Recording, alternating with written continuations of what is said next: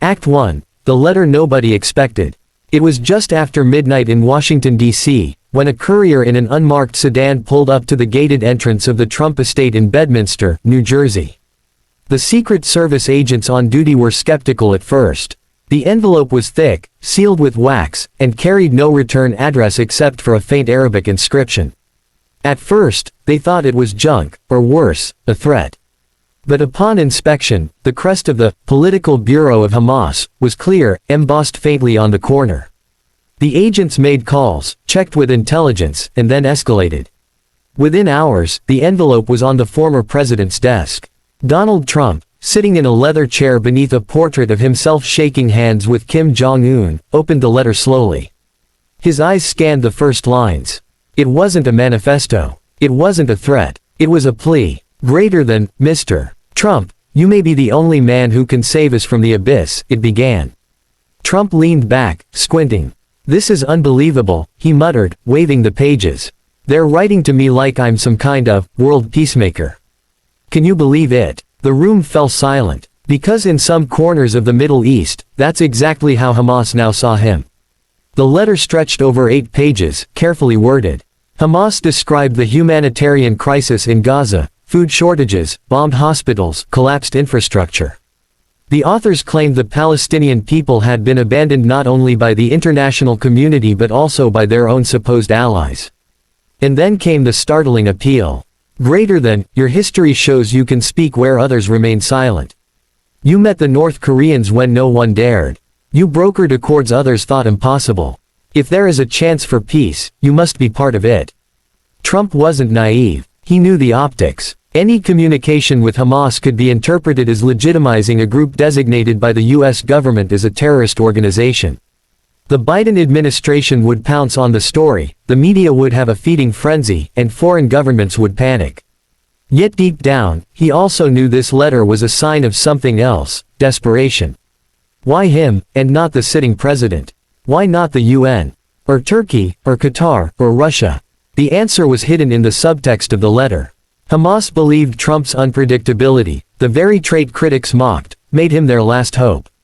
The envelope should have remained private. But within 48 hours, news broke.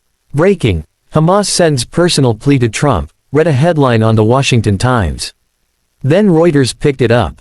CNN and Fox News clashed in their interpretations.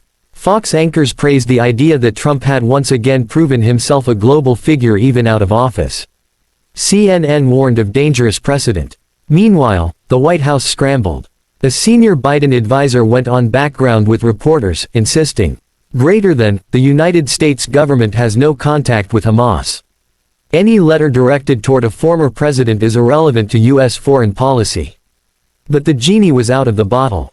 Protests erupted in London, Paris, and New York, some demanding Trump take action, others condemning Hamas for trying to manipulate American politics. Mar-a-Lago buzzed like a war room. Advisors huddled, debating strategy. Sir, if you respond, you're legitimizing them, one aide warned. But if you ignore it, you're throwing away leverage, argued another. Trump listened, tapping his fingers. He was calculating not just geopolitics but optics. Election season loomed. Could this be the ultimate power move, stepping where Biden dared not? He picked up the letter again. They say I made peace in the Middle East once. The Abraham Accords, right. Nobody thought I could do it, but I did it. Maybe I do it again. Maybe I do it better. Huge. His team looked uneasy. Was this bluster, or the beginning of a new diplomatic gambit? The media obsessed over Trump and Hamas, but far away in Gaza, the human story unfolded.